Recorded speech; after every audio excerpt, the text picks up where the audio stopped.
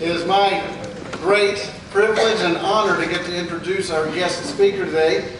Most of you already know Reverend Roger Underwood. He served as intentional interim here at this church a few years ago, and I credit him not only to helping this church get through a really tough time after Reverend Poitras left, but also in helping this church get over some humps that really led to rapid growth in the life of this church. Under his leadership as the interim pastor, and in the couple years following that, we really grew by more than 100 people. And so we thank you for your leadership. We thank you for allowing God to use you in the life of this family. And we certainly are glad to have you with us again today to listen to your message and to fellowship with you following. We're glad your family got to come with you. Thank you so much. And so give him your attention, give him your love, and sometime before you leave, give him a big hug and a big thanks for being with us again today. So please come join us. Amen.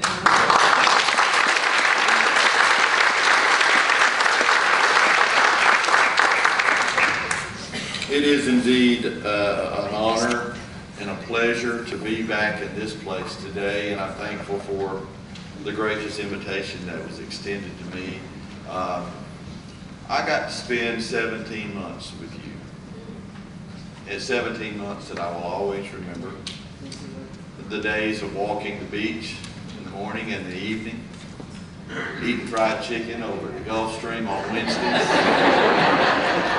and when the spots were running, having a few for breakfast. But more importantly than that, to be with this congregation and to see the Spirit of God move and work in your lives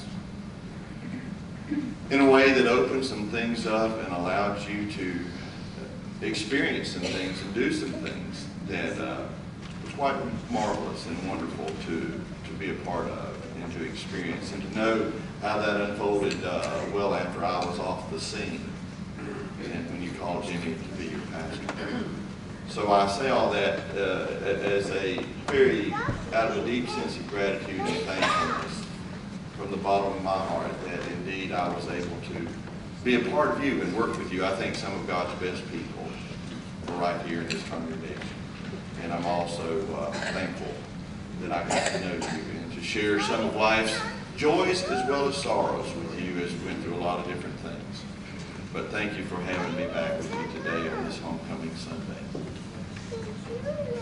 One of my first real jobs, a job that I was actually paid an hourly wage, was working in my cousin's grocery store. My cousin Johnny owned a combination grocery store, dry cleaners, and gas station. And after basketball season ended in early March of every year during my high school years, I went to work every afternoon after school and on Saturdays for my cousin Johnny. I bagged groceries, I pumped gas on Tuesdays through Saturdays, but on Monday I put up stock. Trucks brought in boxes of food every Monday while I was still at school, and that afternoon was spent unpacking those boxes and putting stock up on the shelves. Almost every week, however, I would open a box and find that some of the cans or the cartons inside of the box had been damaged. Some of the cans, for example, had lost their labels. They had big dents in them, or some of the cartons would be crushed. My cousin Johnny told me never to put those out on the shelves because no one would buy them. So I would place them in a shopping cart, and I would push that shopping cart to the front of the grocery store there as people came in that door. And on that shopping cart I would put a large sign that my cousin had printed. Damaged goods, cheap. Not very many people stopped by and picked anything out of that grocery cart. Most just ignored it And often we would end up throwing them away or sending them back to the manufacturers or the packaging company. A couple of weeks ago, I was at home in the afternoon. I've just finished up another intentional interim in Winston-Salem. And I was able to watch some afternoon TV. Those of you who work outside of the home, you know, you don't get to know what was on in the afternoon. I had no idea. And one afternoon, I saw one of these talk shows that people talk about. And I noticed a woman was being interviewed by the talk show host. She had been through a lot of tough times in her life. She was divorced now. She was a single parent of 2 children. And one of the questions that was asked of her by the talk show host was about her love life. I look at myself, she said, as damaged goods. Nobody wants damaged goods. Now, when I heard that story, I could not help but think about this story of Jesus and the woman at the well there in Samaria that is recorded here in the 4th chapter of John's Gospel that Jimmy read to you today as our text. I wonder if perhaps she felt the same way as this woman on the TV show. You recall the story how Jesus, leaving Jerusalem and heading back on the 10-day journey back up to Galilee, decided that he had to go through Samaria. A strange and unusual route for any good Jew leaving Judea and heading north up to Galilee. They always would go up the east side of the Jordan River. They chose not to go through Samaria because, as John tells you parenthetically there in that chapter, the Jews had no dealings with the Samaritans. And if I could possibly describe to you what that might have been like, because it had been going on, this having no dealings with each other, avoiding each other, not having relationships with each other between the Jews and Samaritans had been going on for quite a while. Decades, generations. If some of you could recall what it was like in South Georgia or eastern North Carolina, or for that matter any part in our country back in the 1950s. If you would put an African-American man beside a well on a hot Sunday afternoon and a white woman comes to that well to get water, that's the type of scene that you see in the 4th chapter of John's Gospel. All sorts of questions would be asked. Why in the world would Jesus go through Samaria and expose himself, being the pious, righteous Jew that he was, to this sort of possibility? Well, I have 2 kind of responses to that. One, John tells us earlier at the end of the previous chapter that Jesus had a way of knowing what was going on in people's lives. He understood the human heart. But we also know that Jesus was in Jerusalem during festival, during the Passover. And he did some marvelous things, not the least of which was talk and spend time with people. And I do know there's hardly a day and never a week that goes by in any minister's life that you do not get a phone call or someone drops by your house or your office and says, I have a friend. I have a friend. Would you drop by and see her? I have a friend. Would you just give him a call if you have a few minutes? Just have a conversation. He's really struggling and needs some help. Would you do that, Pastor? Jesus, leaving Jerusalem, I think, probably heard about this woman in Samaria. She was not a stranger to someone who was there. And so Jesus says, I've got to go to Samaria. And he sits down by the well about noontime, in the heat of the day. His disciples go into the town to buy some food. The woman comes out to the well to draw water in the heat of the day. That too is unusual for a woman to come out in the heat of the day to draw water. Usually it was late in the afternoon. That in itself, maybe she doesn't want to be around other people who may know who she is and what might be going on in her life. But Jesus strikes up a conversation with her. Says, give me a drink of water.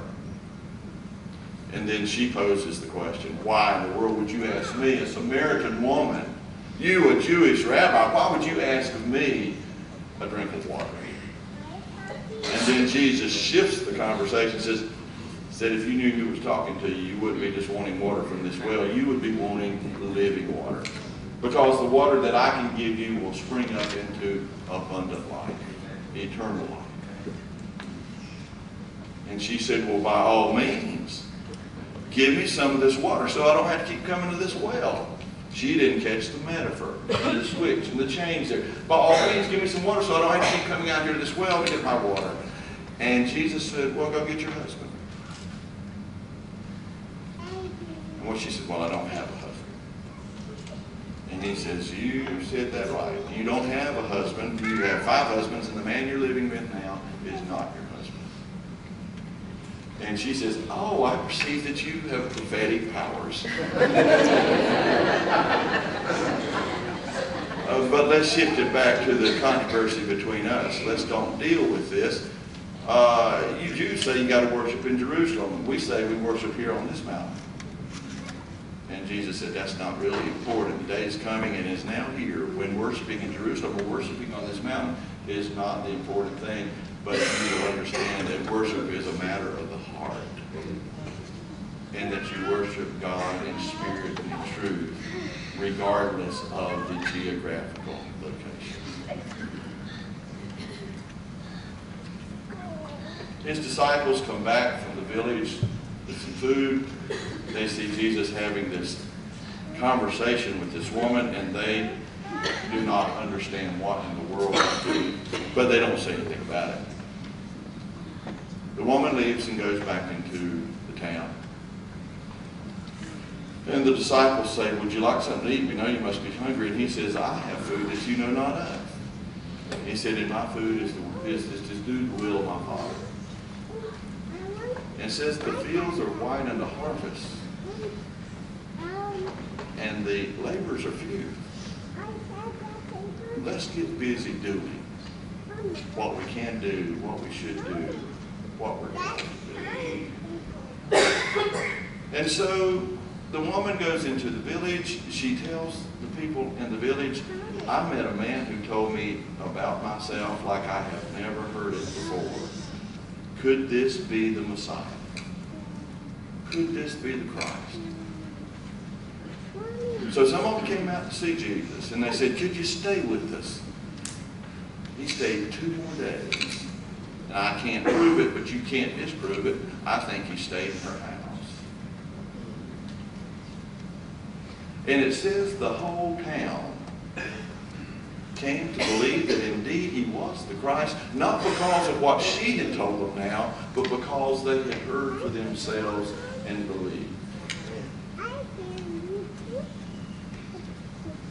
This is quite an incredible story, I think.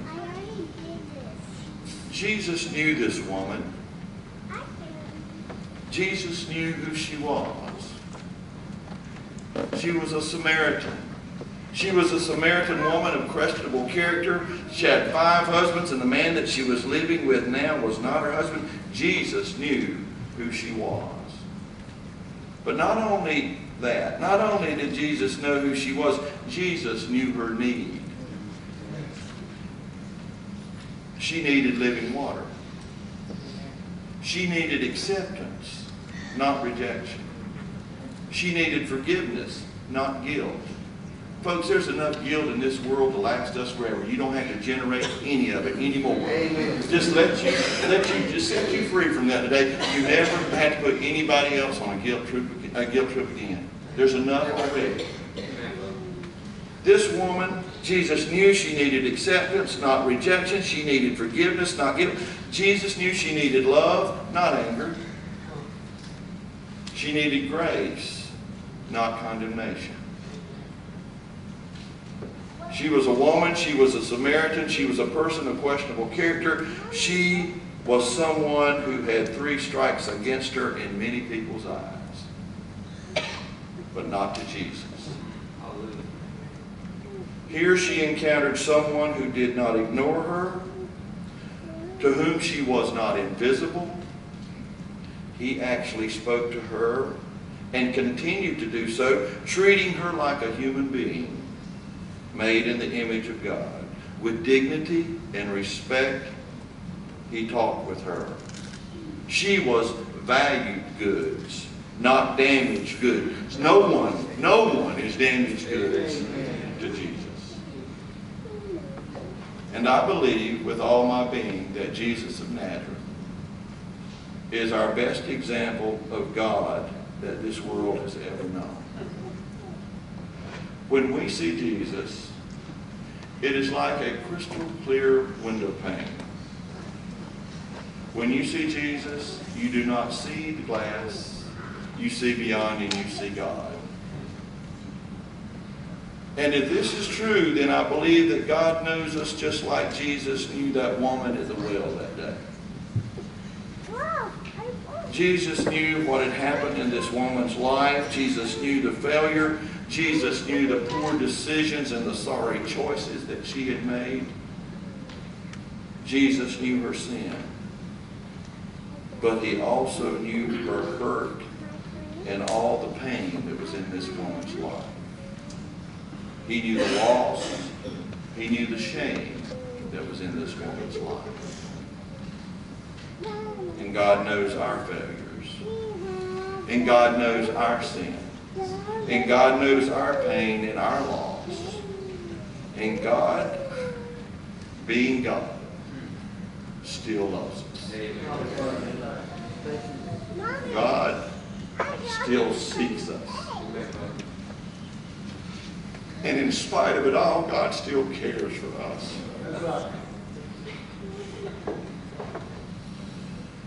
God knows where we've been. God knows what we've done. God still loves us. Amen.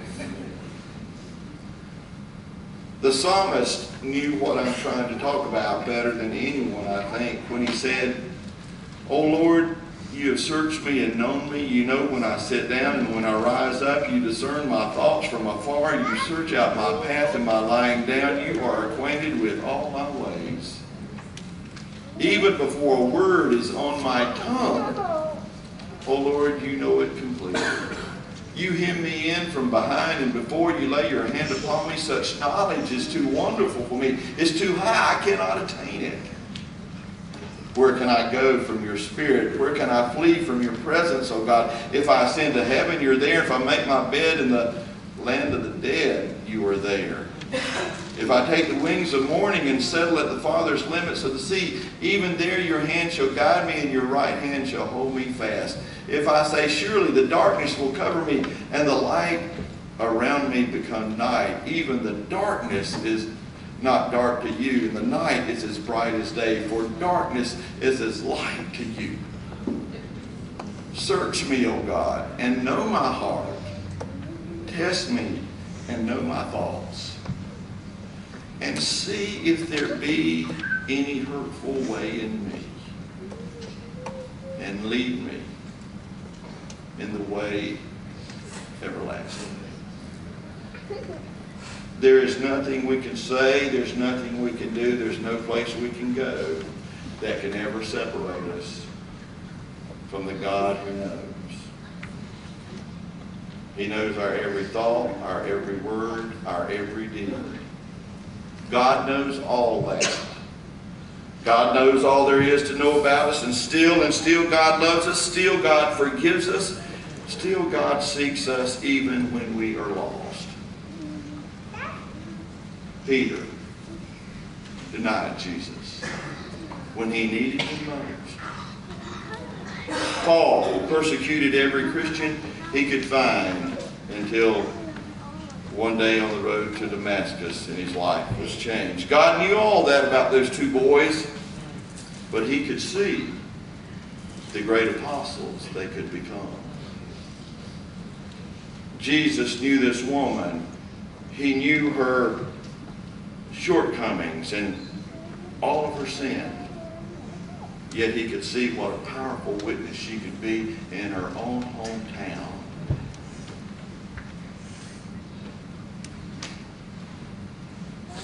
God knows us.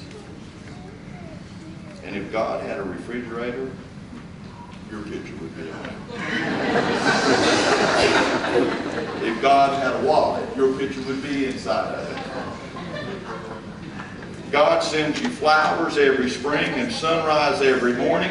And when you want to talk, God listens. God could live anywhere in this universe. And God's choosing to live in your heart.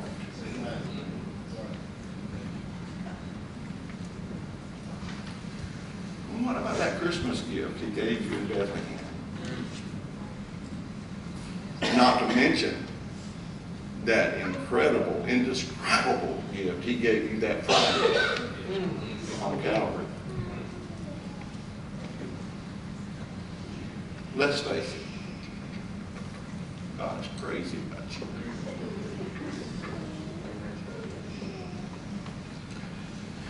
It's true that most people never looked into that basket that was marked damaged goods, cheap, in the grocery store where I used to work for my cousin Johnny. But there was one man, Mr. Christopher, who was a regular customer there, and he and I got to know one another pretty well. And he would always go to that damaged goods basket and buy several items out of it. I asked him one day why he did that while most others didn't. He said, well, nothing's really wrong with these, holding up a can that had part of the label gone and several dents in it. It's just been up a little bit. On the inside, it's as good as the ones on the shelves. And it's on the inside, that's what counts, isn't it? Lord, we are glad your eyes do not just stop on the outside. You see inside, you see our needs, our thirst, our worth. May we all hear you say this day, come out of the damaged goods basket.